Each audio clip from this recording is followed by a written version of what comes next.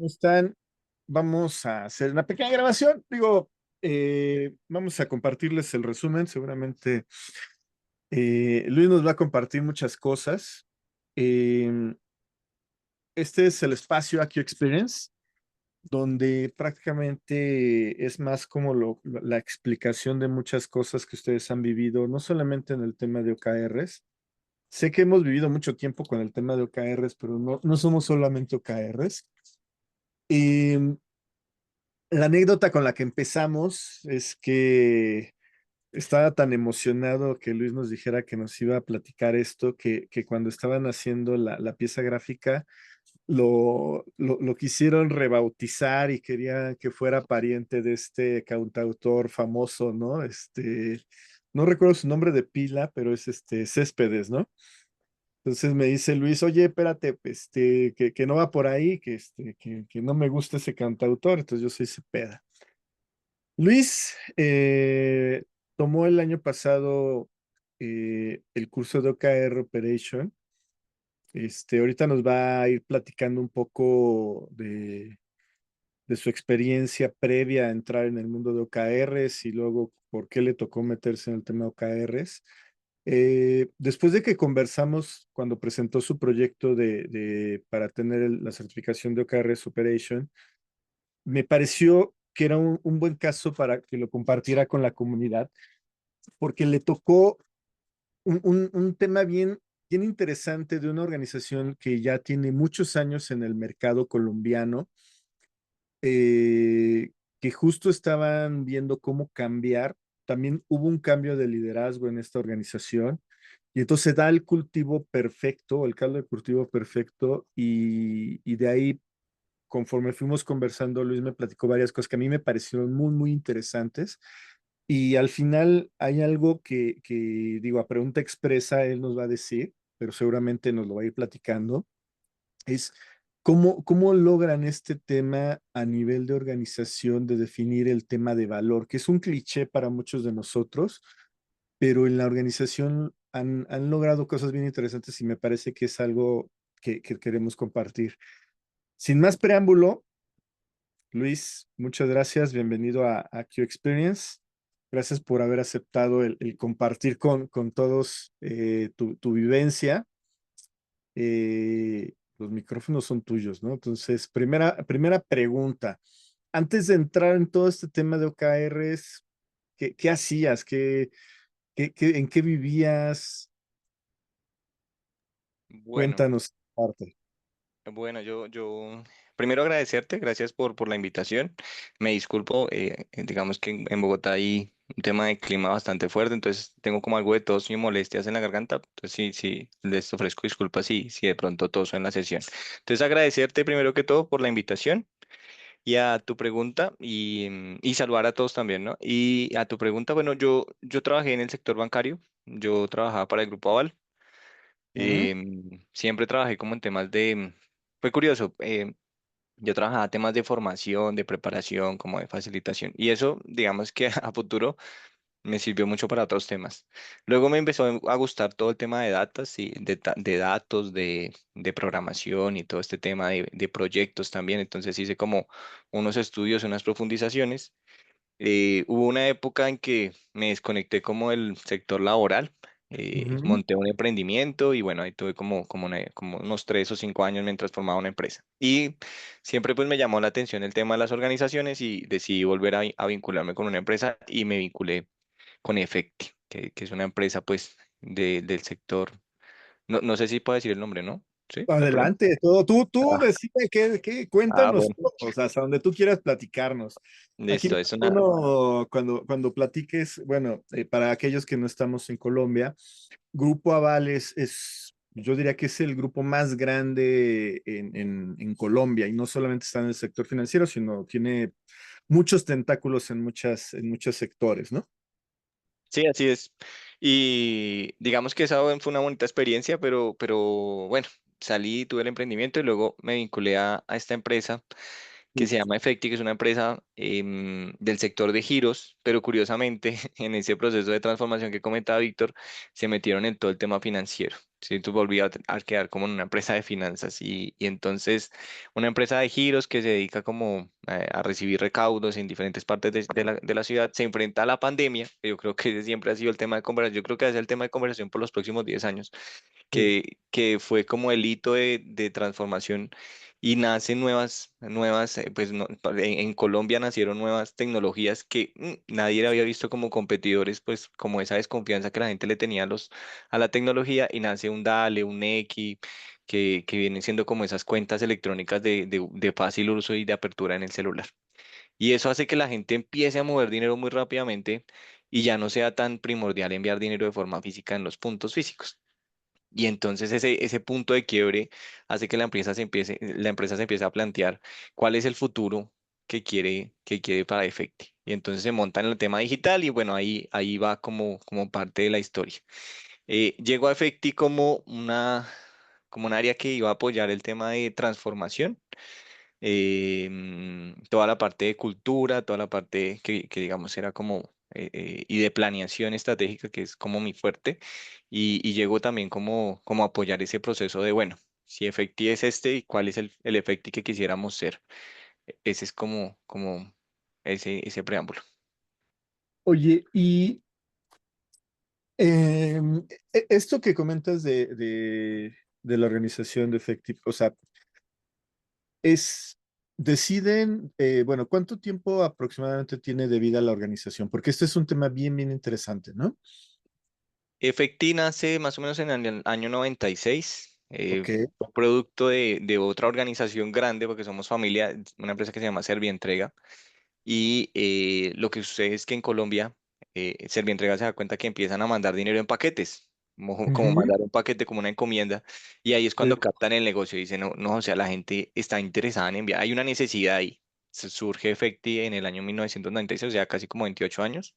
sí, casi 30. Pues ya, Sí, ya ya. estamos a nada. Ujú. Y veníamos, previo a la pandemia, a hacer una marca posicionada. Realmente éramos el número uno en giros nacionales e internacionales. O sea, había un posicionamiento. Pasa la pandemia y eso fue terrible. Oye, ese era el punto al que quería llegar después. O sea, la pandemia para ustedes es ese punto de quiebre de ese mercado tradicional que vienen de prácticamente 25 años aproximadamente haciendo, siendo líderes y de momento les cambian completamente todo el tema por el tema de la parte digital. Me imagino que la alta dirección es donde decide hacer un cambio de giro, ¿no? Y también converge con esta entrada tuya dentro de la organización, ¿no? Sí, tal cual. Digamos que ya habíamos experimentado, bueno, ya había experimentado la empresa en hacer el tema de aplicaciones, pero nunca fue una prioridad. Es que yo creo que es algo, es una paradoja porque yo creo que a nadie lo pudo predecir. Y claramente Efecti sí se iba a volcar en un tema de transformación digital, pero lo tenían proyectado a 10 años, o sea, muy lejos. Sí. Esa transformación tenían mucho tiempo para recorrer. Ocurre la pandemia y nacen estas aplicaciones y los ingresos se empiezan a ver afectados y es cuando decimos no. Es más, hoy, y como invitación y publicidad, hoy precisamente, hoy tuvimos el lanzamiento de nuestra tarjeta de débito con Visa y creo que en LinkedIn está la CEO, digamos que conversando sobre todo el tema de ese impulso que hicimos con esa alianza de Visa para tener una tarjeta de débito virtual. Oye, y entonces la pandemia, decimos, por acá en México, les da una revolcada a ese plan que tengo a largo plazo de transformación y entonces se tienen que replantear el mismo plan, pero en un periodo de tiempo mucho más corto. Ahora, ¿qué sucede ahí con en ese replanteamiento? ¿Qué es lo que deciden? ¿Qué ajustes son los que tienen que tomar? Porque digo, está muy bueno pensar a 10 años y luego decirte lo tienes que ejecutar a un periodo más pequeño, a lo mejor un par de años, 3 años cuando más, eso cambia radicalmente todos los pensamientos y todo lo que tenían en mente, ¿no? Más seguir trabajando en su operación, ¿no? Sí, yo creo yo siento que fue el periodo de transición más duro para la empresa, porque fue esa conversación en donde dijo, planear a 5 años ya no funciona. ¿sí? Nosotros tenemos algo cultural, es que a cada año le nombramos como un reto y los planes se hacían como por quinquenios, o sea, era un tema de organización muy tradicional.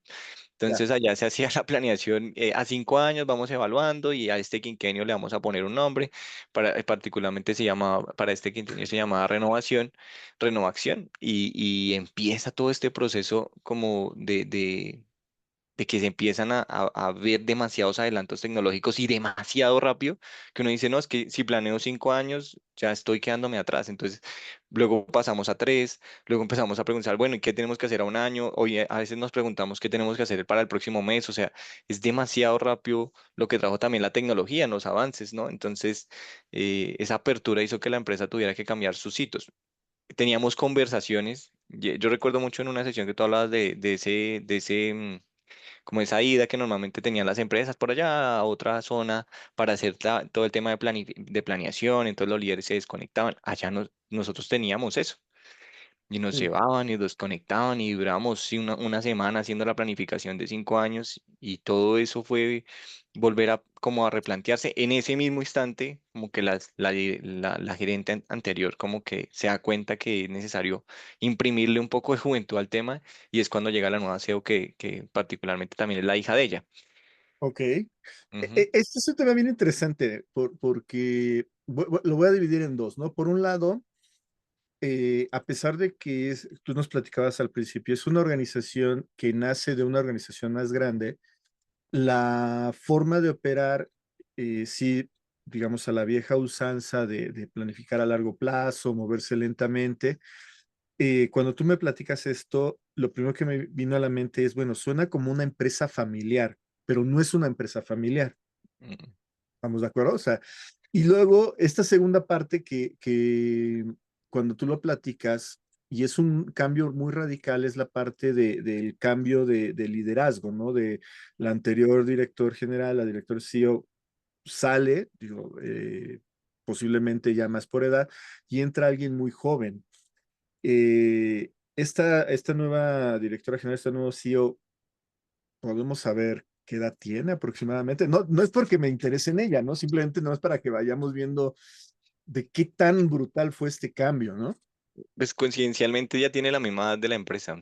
Y entonces también era como algo filosófico que ella tiene exactamente la misma edad. Se fundó, tiene 2 meses de diferencia en el tiempo que Uh, se fundó. O sea, está entre sus 28 y 30 años. ajá. Es una líder joven, entonces, claro, ya viene con un montón de ideas completamente diferentes y como que le imprime toda esa velocidad a la Oye, transformación. pues es casi, casi la empresa y ella son casi hermanas, ¿no? Sí, digamos que culturalmente tenemos también una ceremonia donde casualmente le celebramos el cumpleaños a la empresa y a ella, que siempre, la mamá siempre dice que fueron sus dos hijas, la empresa y ella. Ya. Esta transición de liderazgo, qué tan fluido fue? Digo, ahorita por mucho de lo que nos estás platicando, como que las piezas se van acomodando solos, ¿no? O sea, tú también nos dices hace rato, oye, sí, el periodo de pandemia fue un periodo crítico para nosotros, pero crítico porque tenían que dejar de venir trabajando como venían trabajando, ¿no? Ujú. Sí, pues yo creo que también hay muchos líderes, grandes directores, vicepresidentes que habían como en la empresa que venían desde acompañando a la anterior directora Ajá. muchos años, o sea, 20 años, 26 años. Cuando llega ella, pues hubo ahí bastante resistencia en la forma en que ella trabajaba. Creo que eso fue, tuvimos un año bastante interesante donde hubo casos como aprendizajes, ¿no? Muchos errores, hay que corregir esto, devolvámonos.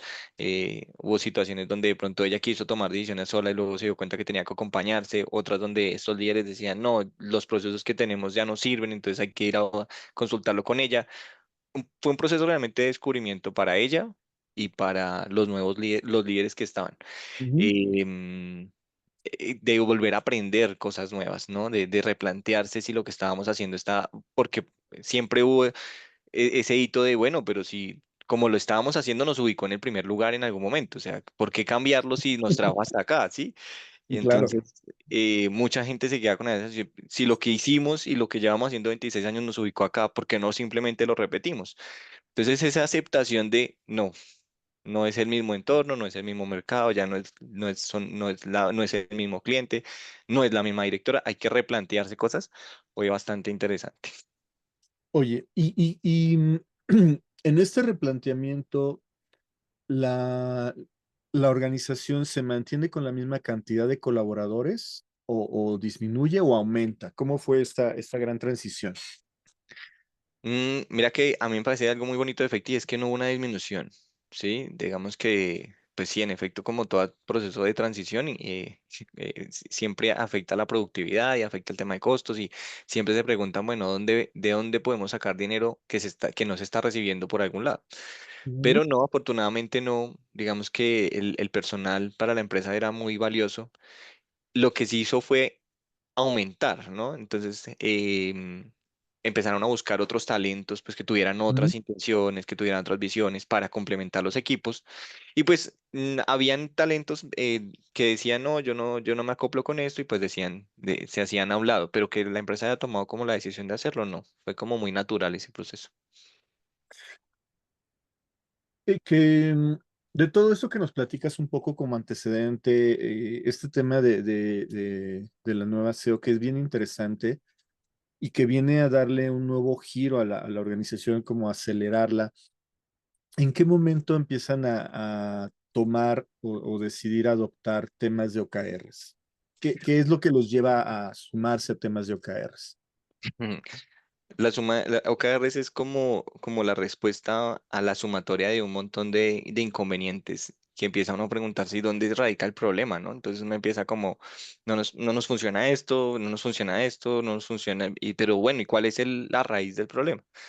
Entonces ahí, Ujú. digamos que yo empiezo como a investigar, ahí ya empiezo como mi tarea de empezar a averiguar, empezamos a mirar auditorías, a revisar, a sacar documentación, a hacer estudios, hicimos encuestas, entrevistamos a personas.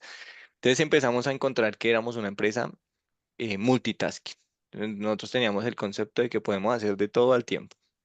Y entre Ok. esos detalles encontrábamos que teníamos como 140 indicadores, pero de los 140 apenas 70 estaban vinculados a un objetivo estratégico.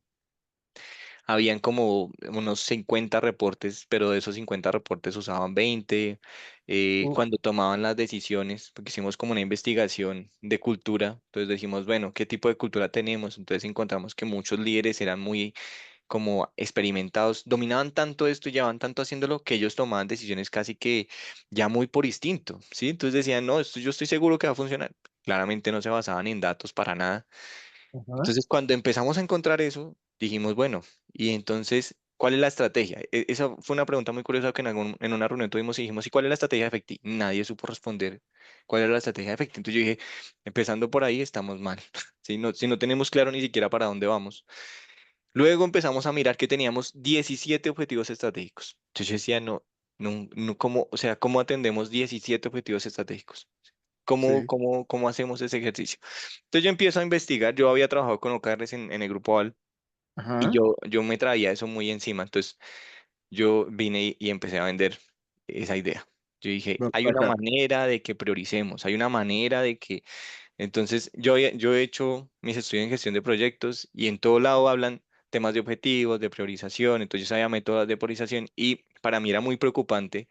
Yo también soy certificado en Scrum, entonces yo decía, es que tener 18 objetivos estratégicos es como tener 18 épicas en un solo sprint. Sí, es así como yo me lo imaginaba. Y Ajá, yo decía, no quiere decir que no los podamos atender, pero hay que partirlos, hay que fraccionarlos, y entonces yo lanzo el tema de OKRs. No había una medición de objetivos por ningún lado, nadie sabía si eso se cumplía o no. Y era muy particular. Yo siempre vi que había un indicador que era como el de mejoras. ujú. Siempre había una mejora que hacer. Y yo decía, y yo un día pregunté cuántas mejoras hicimos en el año. Y yo decía, y alguien me contestó, hicimos 347 mejoras. Y yo le dije, bueno, ¿y eso en cuánto dinero se vio representado? Ah, no, no sabemos cómo medir eso. Y yo decía, o sea, aquí trabajamos por trabajar. Entonces, fue como de esas cosas que empezamos a descubrir y ahí cuando yo, pues, lancé la, la, la, la, esa La idea. idea, Dije, la idea. ¿Qué año Involucrémonos es con ese? OKRs. ¿Qué, ¿Ah? qué año es, qué año estás más o menos platicándonos que pasa todo esto de, Como a mediados de 2023, ok, yo les planteo la idea, les digo, no, tenemos que hacer un cambio y tenemos que hacer un cambio en nuestras formas de trabajar, en las formas de medir y eso incluso tenía que cambiar nuestros valores, ¿no? Es que éramos había un secretismo muy curioso en la empresa y es que nunca se conversaban sobre cifras. ok, Y empezando por ahí, yo les decía, cómo la parte operativa de la empresa y la táctica cómo los tácticos pueden entender la estrategia que lo tienen los estratégicos para llevarse a los operativos y que los operativos sepan que estamos haciendo las cosas bien, ¿sí? Y curiosamente fue eso lo que planteé. Yo les dije, primero no sabemos qué queremos hacer. Y, y como no sabemos qué queremos hacer, tampoco sabemos cómo vamos a llegar allá. Y esas dos preguntas, yo les decía, OKRs se basan en esas dos preguntas, el qué y el cómo. Entonces, sí, sí. sí, y ahí fue como ese primer momento. ¿En qué momento de cuando empieza la pandemia, en qué momento la organización deja ese primer lugar y cuánto tiempo pasa antes de decir, oye, pues éramos primer lugar? Ok, a ver, sabemos que la pandemia fue algo raro, ¿no? O sea, todos veníamos con un cierto impulso, luego nos cortan de tajo. ¿Qué sucede ahí? O sea, eh, eh, ¿en qué momento del año uno de la pandemia pierden el primer lugar, de todo el tema de giros en Colombia? Digamos que, pues eso fue este fue algo curioso, fue un golpe para todas las empresas de giros, es decir, que en teoría todas empezamos a perder, o sea que el posicionamiento no fue lo que nos alertó, lo que nos alertó fue los ingresos, ¿sí?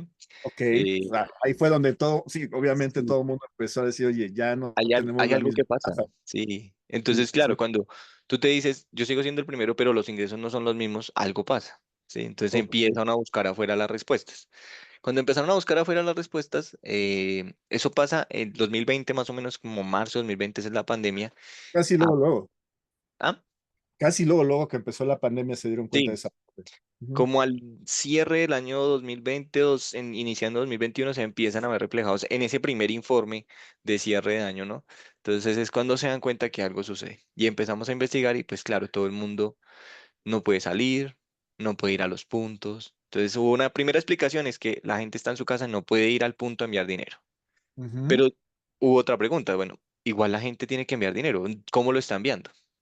Entonces Ujú. empezamos a investigar y es cuando descubrimos que la gente le agarró mucha confianza a la tecnología y dijo, bueno, Ajá. voy a confiar y envío el dinero por el celular. Culturalmente en Colombia eso no sucede, somos muy desconfiados. Y aparte, mira, te voy a poner un ejemplo de lo que pasaba en Colombia, que por qué hizo que Efecti fuera tan rápido o fuera número uno.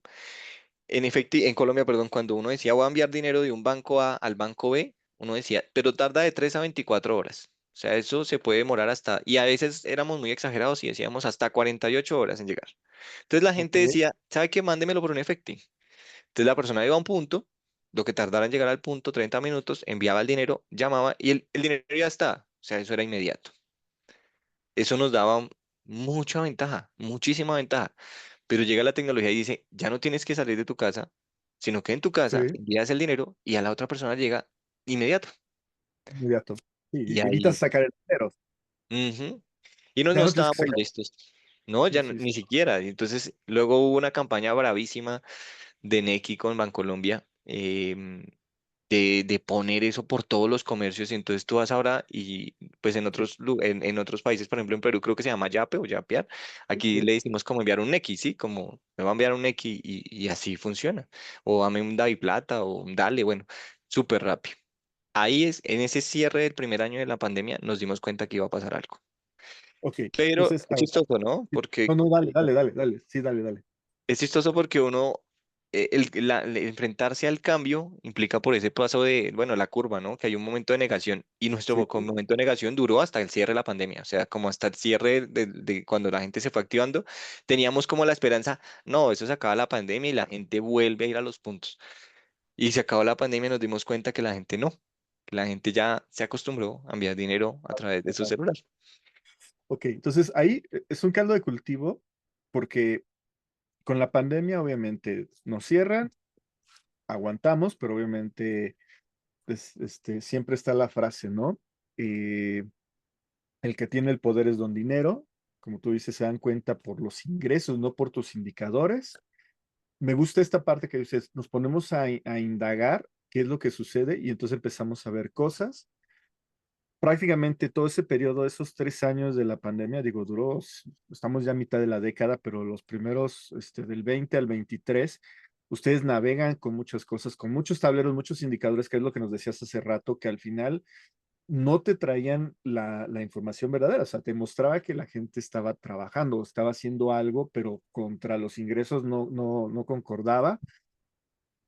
Lanzas en el 2023 el tema de OKRs y cómo lo reciben, porque, ok, ya vienen ahí de esa o sea, que vienen revolcados y revolcados, siguen avanzando, los ingresos no levantan, se dan cuenta que ya todo el mundo, como sea, salimos, ya estás vacunado o por lo menos tienes una vacuna o bueno, o el tema del contagio ya es menor, tienen que tomar las decisiones difíciles, ¿no? Y me imagino que también coincide con la entrada de ese cambio de liderazgo del anterior CEO con esta nueva CEO.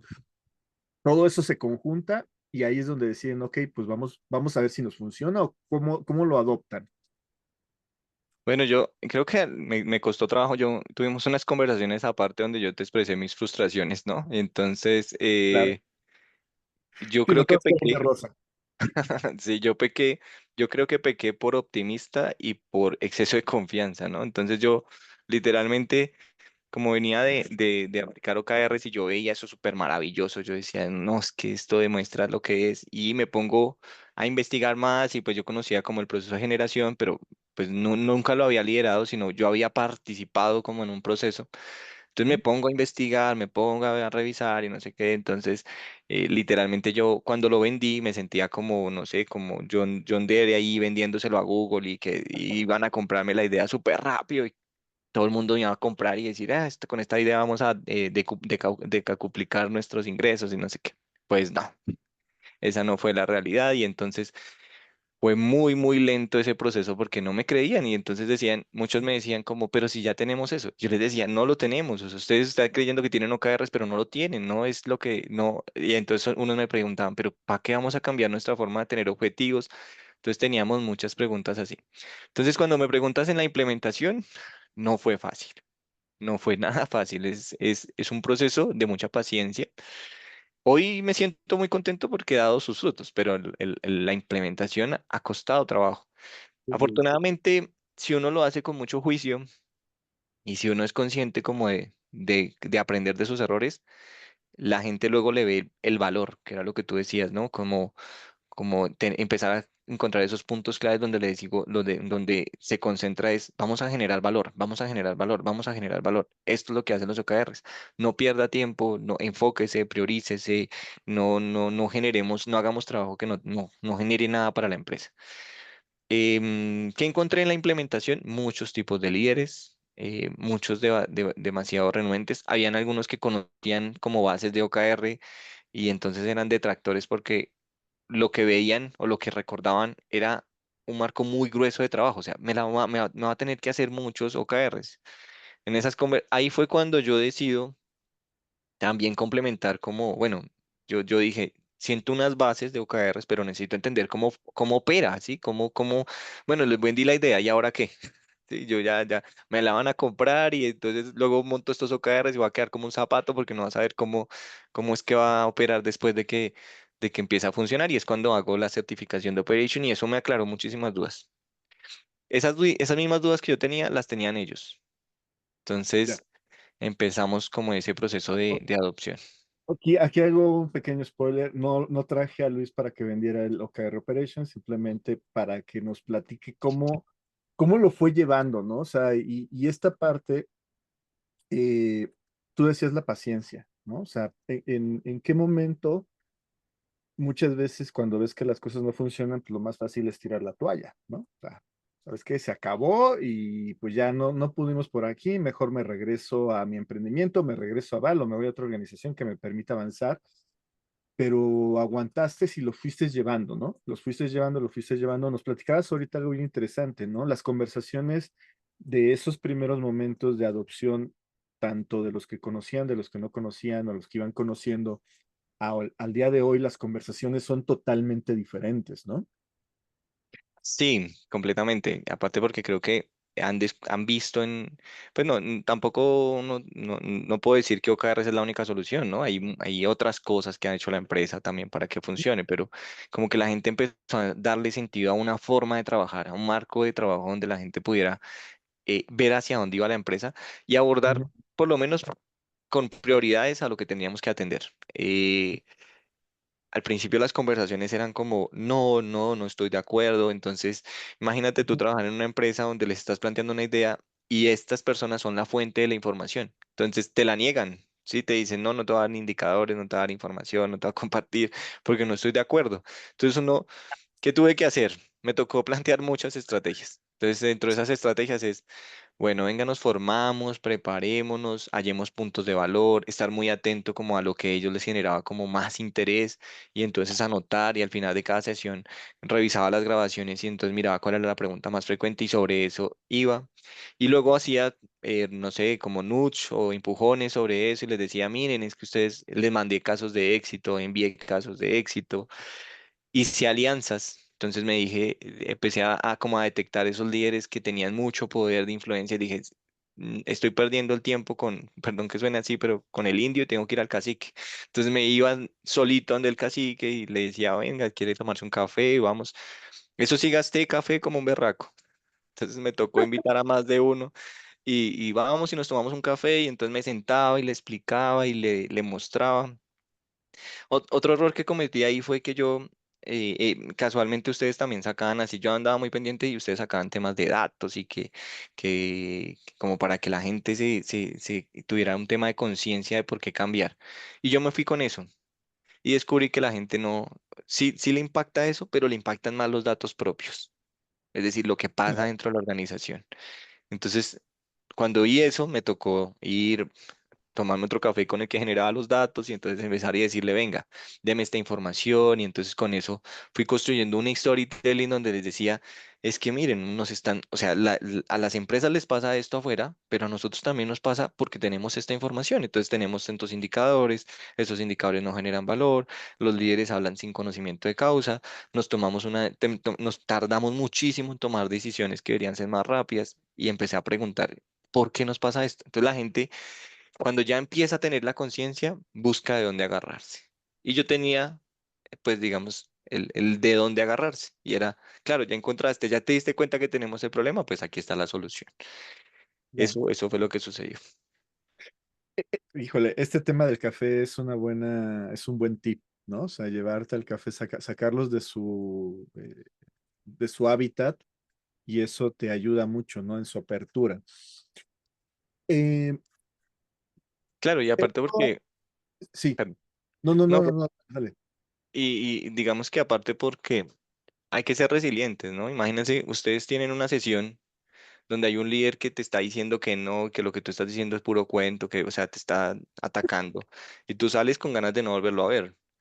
Sí, Claro, entonces tú dices como no, este mano, o a esta señora o a este líder ¿cómo lo voy a? Y cuando tú llegas y le dices, ven, tengamos una conversación aparte, pues primero bajas como la guardia, ¿no? Haces como la persona dice, lo acabo de atacar y ahí vienes a buscar mi mi aprecio, perdón. mi Sí, perdón claro, y mi aprobación. Y eso juega mucho, ¿no? Hay estilos de liderazgos y en esto también uno descubre que a veces como el ego juega un papel importante. Entonces yo descubrí eso y dije, combino que tenemos estos problemas estructurales en la empresa y también tenemos un tema de ego, pues hay alguna manera, debe haber alguna manera de abordarlos. Y para mi caso particular, no sé, alguien que quiera hacerlo, me parece como un buen tip. Coja a la persona que más le genere inconvenientes y aclárele las dudas específicamente a él. Y logre que esa persona lo compre. Si esa persona lo compra, después usted va a tener un aliado en la reunión. Entonces, en las siguientes reuniones era una persona que me decía, sí, yo estoy de acuerdo, y apoyo, no sé qué. Y como era una persona influyente, pues si él decía que sí, el resto decían que sí. claro. Y eso fue avanzando. Eh, de lo que nos estás platicando, prácticamente brincas del año 23 al día de hoy y de lo que conversamos es prácticamente los últimos 6, 9 meses es donde las cosas se están cambiando radicalmente, ¿no? Donde ya empiezas a limar empiezas a generar esa conciencia a partir de todas estas acciones que nos has platicado. Eh, ¿Cuál es es en el último ciclo, pensando ya en todo lo que quieren hacer en este 2025, donde prácticamente muchas cosas cambian radicalmente, ¿no? Cuando nos sentamos a conversar si no mal recuerdo, fue octubre, Ujú. tenías una visión y luego cuando nos vimos un mes después, las cosas cambiaron radicalmente por muchas cosas que llevaste hacia adentro y que cambiaron radicalmente la forma de pensar, ¿no? Sí, yo creo que empezar a generar conceptos clave en la compañía y a generar una conversación en torno a eso.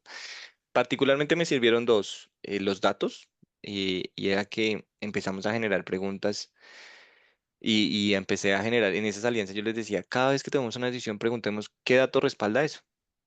Entonces ahí muchas veces, no, el indicador está desactualizado, no, el indicador está en 100 y eso generaba otro montón de cosas ahí que, ay, hay que replantearlo, ¿no? Entonces, ¿a qué OKR le pega esto? ¿No?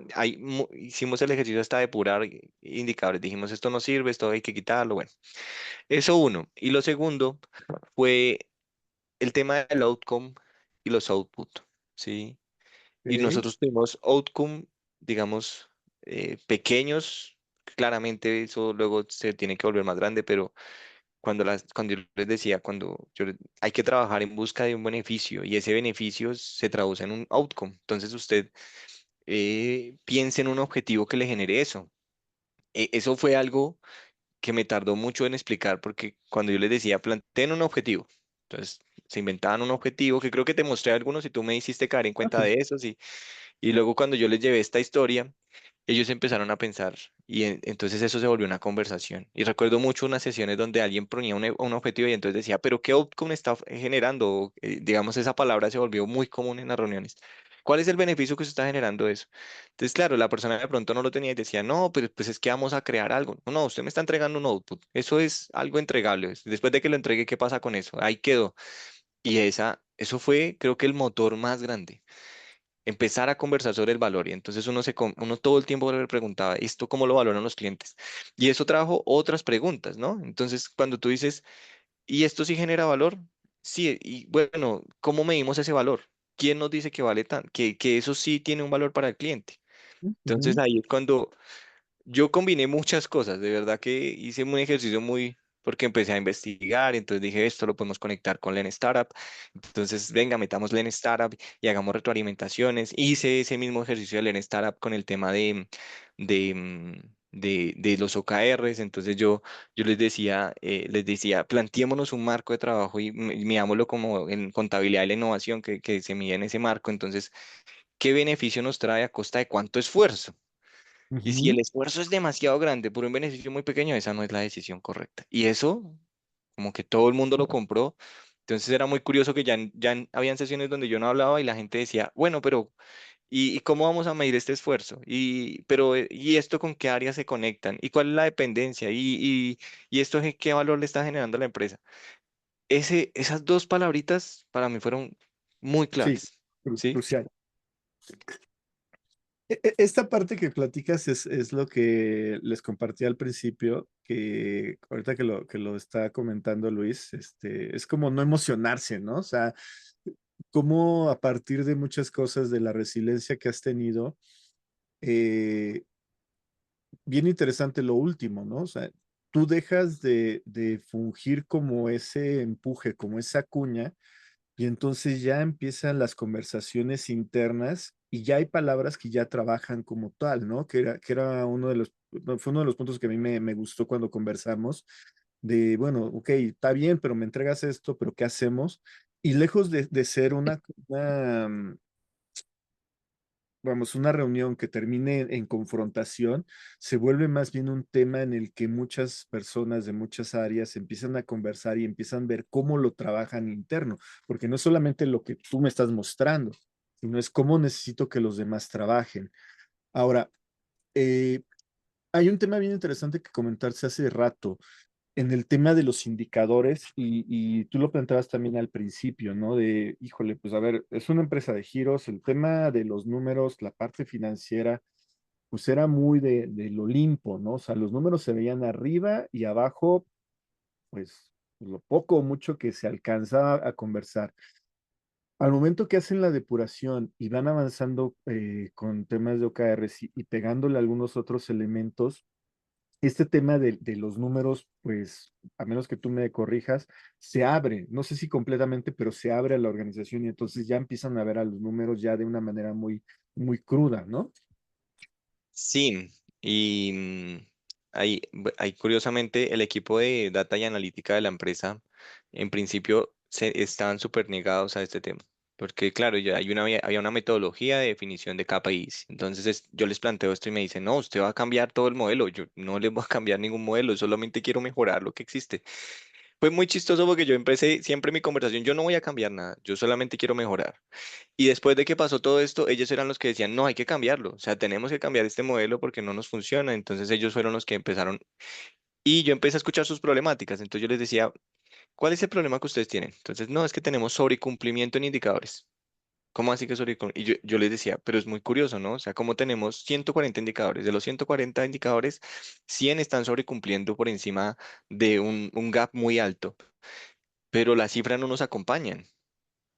Entonces es contradictorio, ¿no? Si Ujú. las cifras nos acompañan, nos debe acompañar los indicadores. Y entonces ellos decían, sí, estamos de acuerdo. Yo les decía, en las reuniones que teníamos de estratégicas del mes, era muy curioso ver indicadores 95, 90 y no sé qué. Cumplimiento del presupuesto, 70 y tanto, 60 y tantos. Yo decía, no hay una coherencia. Hay una Entonces yo, correlación. con eso yo les dije, lo que usted me está diciendo es que todo el trabajo que hacemos a diario no le apunta ni pero poquito a los objetivos estratégicos de la empresa. Y ahí empezaron a preguntarse y a replantear todo ese tema de indicadores. Y claro, en ese replanteémonos y miremos qué genera valor, salieron a volar un montón de indicadores. O sea, pero muchísimos dijeron como, ¿esto para qué? Habían indicadores que líderes se los colocaban solamente, eran indicadores de vanidad, era un indicador para mostrar que hacía algo, pero eso no apuntaba a nada. Entonces, ahí fue cuando más dijeron, no, no, no, no, no, ¿qué valor le genera? Y el equipo de Data Analítica, debo decir que fue el equipo que o sea, más resistencia me puso, pero después fue el mejor comprador. Fue ese equipo que luego me dijo como todo el tiempo a todas las personas le decían, si tu indicador no genera nada, no sirve. Y así lo transformamos, cambiamos todos los indicadores. A la pregunta que me hiciste, como toda empresa, tiene cifras que son de alta gerencia y eso pues difícilmente sale de allá, pero nos abrió un panorama muy grande de otros indicadores que no conocíamos y que nadie en la empresa conocía. Entonces, cuando este equipo de Data y Analítica también me ayuda, decidimos montar un tablero como de OKRs que se está construyendo y toda la cosa donde lo podamos ver y todo lo visualizan y entonces ya la gente veía y era un tema de conversación. Wow, no estamos cumpliendo en tal indicador, ¿qué hacemos para mejorarlo? Y eso también se volvió parte de las conversaciones que se tenían en las reuniones. No estamos cumpliendo el indicador de presupuesto de ventas, ¿qué hacemos? Porque también como en ese engaño, pues el resto de la empresa pensaba que las cosas iban bien y solamente los grandes líderes sabían que no. Entonces sí, sí se abrió. Los OKRs permitieron eso. Que aparte porque es una necesidad, ¿sí? No, no funciona el modelo sin eso. O sea, es muy difícil que el modelo funcione si solamente lo van a hacer para como algo por allá en el Olimpo, como tú lo dices. Los OKRs funcionan si son públicos para todo el mundo, si todo el mundo se entera de eso. Y yo se Que los... sí, Dime. oye, y cuando bajas a nivel ya muy operativo, ¿sigue teniendo el mismo impacto o hasta qué nivel se decidieron que hubiese OKRs? ¿A nivel de área, a nivel de primera línea de un área o llega hasta niveles tácticos? ¿Cómo con todos estos cambios que tú nos has platicado, la organización, toda la organización está en el entendimiento, pero obviamente no todos tienen OKRs, ¿no? Sí, no maduramos al punto de crearle un OKR por persona. Eso fue como un consenso en el que dijimos, humanamente es muy difícil, no se puede hacer eso. Y era muy complejo. Entonces yo de una vez dije, cuando lo detecté, por toda esta resistencia, dije, no, si es difícil convencer a tanto X 50 líderes, no me imagino el resto de la empresa. Entonces, lo llevamos hasta nivel de área. Líderes de área tienen su indicador, pero también incluso ahí descubrimos que no todas las áreas necesitaban OKRs. O sea, primero Ujú, pensé, yo entré pensando, todo el mundo tiene que tener OKRs. O sea, todo en la empresa, o sea, si todo el mundo no los tiene, eso fracasé como líder de transformación. Pero luego dije, no, pues hay áreas es que hay áreas muy estáticas. O sea, son áreas que ujú, la empresa necesita porque son áreas de control, áreas que supervisan, pero que no hay ningún cambio, no generan nada de innovación, es muy difícil. Un área de contabilidad, un área de seguridad, son muy difícil que generen cosas. Entonces, ¿cómo nos apoyaron ellos? Ellos sí nos apoyaron en la generación de OKRs, pero desde la perspectiva del riesgo. Como, ustedes ujú, podrían incumplir o el control o tener una visión. Pero cuando estos líderes, de pronto quisieron explorar OKRs nos dimos cuenta que no había. O sea, yo les decía, los OKRs, aparte nos van a retar ¿usted qué va a cambiar mensualmente en contabilidad? ¿Sí? Si es un proceso muy operativo, si usted, ¿cómo va a ujú, cambiar cada 3 meses su contabilidad? Entonces, eh, no llegamos al nivel operativo, llegamos hasta niveles de líderes de área y él ujú. tiene esos OKRs como equipo. Ya si él los utiliza y él decide administrar su equipo bajo eso, es algo autónomo del líder. Creo que, y lo veo porque lo hacen, ello sucede, las conversaciones van en torno a eso, todo el equipo está focalizado como en los OKRs que tiene que cumplir el líder, pero yo organizacionalmente solo veo hasta ahí. Fíjate cómo tú mencionas, trae una idea, pero conforme va avanzando, lo que nos platicabas hace rato, o sea, esas horas de café y eso que gastaste, toda esa plata que gastaste en cafés te sirvió. Entonces las conversaciones hoy en día, a ver, no me imagino que no sean difíciles, pero van fluyendo. Ya es un tema más de consenso, porque es un tema que has mencionado mucho, ¿no? Hoy en día ya son los consensos, ya es un tema de una conversación de ya más de uno cuando nos sentamos a revisar cosas, y eso cambia radicalmente mucho la forma en que van avanzando, ¿no?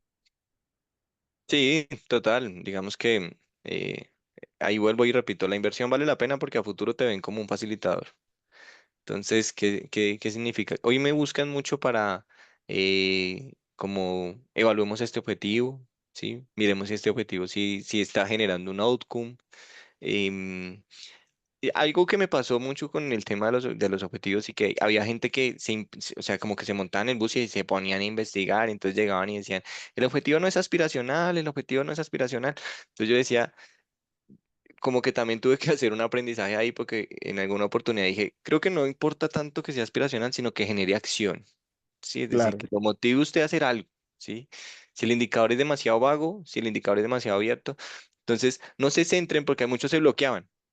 Porque cuando ven aspiracional, entonces ellos sentían que tenían que conectar, que tenía que sonar súper eh, cool, no sé, súper bonito. Y entonces yo les decía, no, no, no, no, no pierda el tiempo en detalles.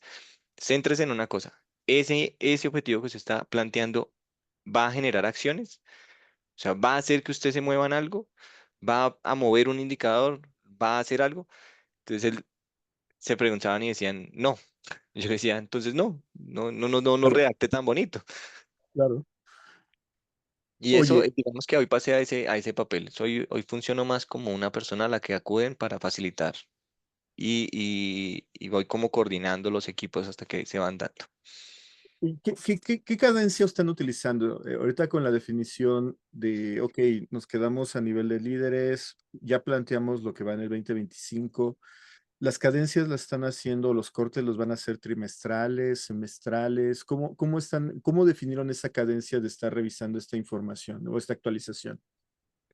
Queríamos hacerlo trimestrales. Creo que en algún momento también te lo comenté y te dije, no, lo queremos hacer como el modelo y no sé qué. Pero escuché, yo suelo escuchar con mucha atención. Y empecé a revisar y analizar con los equipos y como a plantear y entonces nos pusimos a mirar las iniciativas y dijimos, estas iniciativas, ¿qué tan rápido se pueden ejecutar? Entonces, habían iniciativas que fácilmente podían tardar 2 meses en su desarrollo o un mes y medio. Entonces, yo decía, si vamos a crear una iniciativa para que apalanque el resultado clave y esa iniciativa tarda un mes y medio del periodo de cadencia, pues en 3 meses no hemos hecho nada. Y eso es lo que va a generar, yo lo primero que pensé fue, si en el primer periodo de cadencia vamos a tener muchos resultados en negativo, la gente se va a bajar del bus y va a decir, no, esto no funcionó, volvamos ujú, al modelo anterior. Entonces yo escuché lo que tú me dijiste y me quedé con eso como sonando en mi cabeza y dije, y planteé, les dije, vayámonos con una cadencia semestral. ujú, Entonces tenemos una cadencia semestral. Planteé, digamos que ahí fue una solicitud que me hizo como la CEO, ella me dijo, yo quiero verlos más rápido. Y ahí me tocó tener otro café y de explicarle que eso iba a generar todo lo contrario, que ibas a tener un montón de equipos no alcanzaron a cumplir y que lo que iba a generar era mucha frustración. ¿Sí? Entonces mucha gente se iba a decir como, no, hice un montón de esfuerzo, porque hay gente que de verdad se puso las pilas a trabajar y para que al final le digan, no, su OKR quedó al 60%, pues se van a sentir muy desmotivados y van a sentir que todo el esfuerzo no valió la pena. no vale la Yo pena. le propuse a los 6 meses, hace poco hicimos un corte y en varios OKRs ya teníamos un avance bastante considerable y yo dije, vamos por buen camino. Al Súper. mostrárselo, ella dijo, súper. Yo le dije, en la medida en que vayamos madurando, Ujú, nuestros OKRs primero se van a pulir. La próxima planeación estratégica va a ser muy diferente. eh, ujú, y segundo, vamos a poder reducir la cadencia gradualmente. Entonces ya no la vamos a mirar a 6 meses, sino a 5, luego de 5 a 4, luego de 4 a 3, y ahí le damos ujú. tiempo óptimo. Pero me tuvo que explicarle a ella y decirle, no es solo cumplir indicadores, que las personas tienen que entrar en conciencia de que hay un trabajo, hay que hacer unas sesiones de retroalimentación, hay que hacer un tema de reviews, retrospective. Entonces, todas esas reuniones tienen que cambiar culturalmente. Y si nunca nos reuníamos, eso es otra de las cosas que me motivó a usar OKRs, y es que nuestra frecuencia de reuniones para retroalimentación era una vez al año. Al ¿Sí? antiguo. Ujú, Claro. Entonces, ¿cada cuánto te reúnes con tu equipo para conversar sobre los temas de cumplimiento? Una vez al año. Entonces yo les decía, no, sí. hay que hacerlo más seguido. Y entender que hay que hacerlo más seguido, pues también hubo otras cosas que derivan de ahí, como capacitar a los líderes en temas de liderazgo, coaching y demás. O sea, esto trajo muchas, muchas salidas. Sus temas adicionales. Oye, Ujú. está bien interesante porque y ya lo platicabas también hace rato, ¿no? O sea, eh, ok, pones la parte de OKRs como la parte transversal para las conversaciones, pero entonces le empiezas a pegar otras cosas para que entonces empiece a avanzar, ¿no? No solamente se quede eso. Y como tú dices, fuiste ajustando en función de ir viendo, este tema de coaching está bien interesante, el tema del liderazgo, y ya tienes un modelo, ¿no? Que finalmente no es perfecto, pero ya empieza a dar resultados y que seguramente lo van a ir perfeccionando. ¿Cómo, con esto último que nos platicabas de, bueno, ya hiciste un corte y ya se están viendo avances, ¿cuándo ustedes tienen su siguiente planeación para, digamos, la segunda parte de este 2025? ¿Cómo la piensas que va a ser? Ahorita lo platicabas, ¿no? De la planeación del año o de la cadena o No, de la del... cadencia, no, de la cadencia. ¿Tú cómo te imaginas que va a ser? Digo, ¿lo tenías pensada de una manera a finales del año pasado?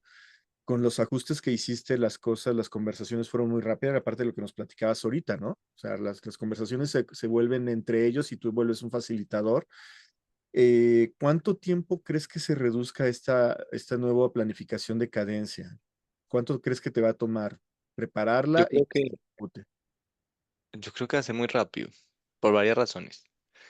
La primera es porque hoy hablamos todo el tiempo de eso.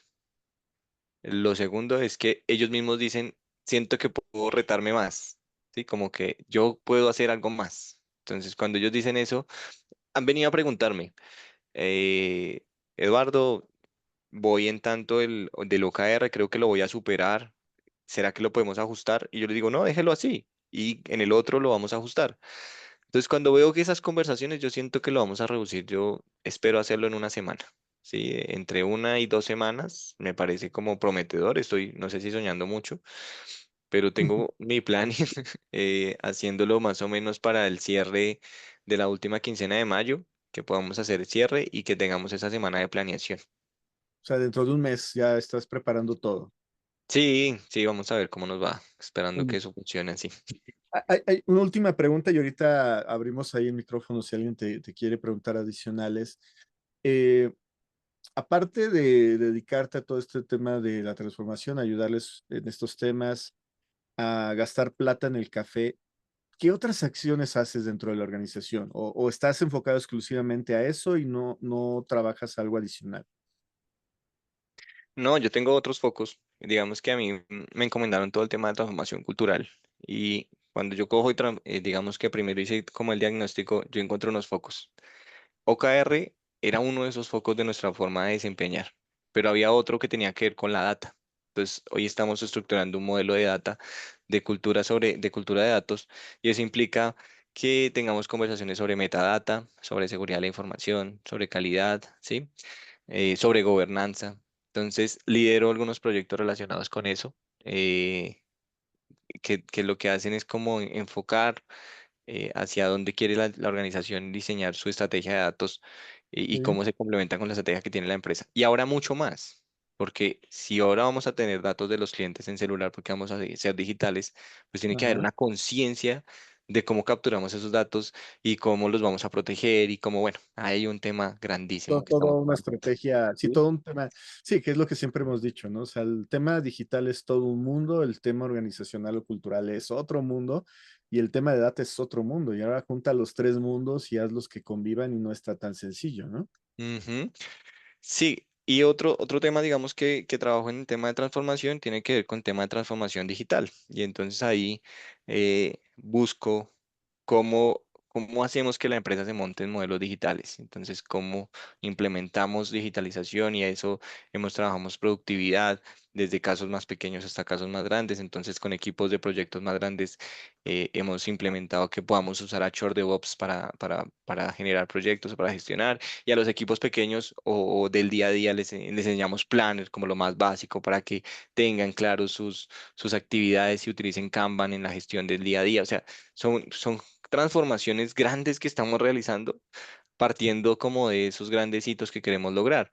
Ahí tengo otro proyecto que estamos trabajando con Google en el tema de mejorar la comunicación, porque finalmente cuando pasa el tema de OKRs, que fue como mi prioridad, entendemos que si bien queremos montar en lo digital, no íbamos a descuidar la parte física, la red física. Y entonces vemos una solución con Google para mejorar la comunicación, para que el empresario, la persona que tiene el punto, se pueda comunicar mejor con nosotros. Entonces también estoy volcado como en ese proyecto. Y esos son como mis focos. Yo creo que mi tarea en la empresa es buscar algo que se pueda mejorar y hacer todo lo posible por cambiarlo. Y lo digo así porque no me centro en una sola cosa, sino que sale algo y digo, bueno, busquemos la manera en que lo podamos mejorar. Sí, pero ya es completamente diferente. Ya vas como tú lo decías al principio con este tema, ¿no? De eh, descubrimos que somos multitasking, ahora cómo optimizamos todo para realmente enfocarnos en lo que Exacto. Y que se importa. conecten, que creo que eso es lo más importante. Y ahí es donde es clave esto de los OKRs, porque yo tengo estos otros proyectos, pero todos están interconectados en algún lado. En algún lado tienen una conexión y yo digo, si lo hacemos de esta manera, vamos a construir, pero si no están conectados, vamos a volver a caer en la misma cultura del multitasking. Claro, Fabri. Oigan, pues, ¿cómo ven la conversación con Luis? Realmente quisiera pensar que lo vieron de la misma forma que cuando conversé con él, esto que nos platicaba, cómo no emocionarse. No sé si tienen alguna pregunta que le quieran hacer, aparte de que es, aparte de todo, o si tiene el playbook para que ustedes lo transmitan y lo quieran implementar o adoptar tal cual. ¿Tendrán dudas? Muy retador, dice Jessica, Nelson dice igual, Edwin igual. Luis, híjole, pues ¿qué te digo? La verdad es que muchas gracias por tomarte el tiempo y platicarnos un poco todo. Has resumido mucho de lo que hemos conversado. No es que todo sea OKR, sino es, traes todo, varias cosas y ya las pistas las has ido puliendo gradualmente. Eh, me- este tema del café es algo que yo hacía mucho antes en las organizaciones. Te abre muchas conversaciones en el café que después te van a facilitar, pero no te das cuenta hasta tiempo después, ¿no?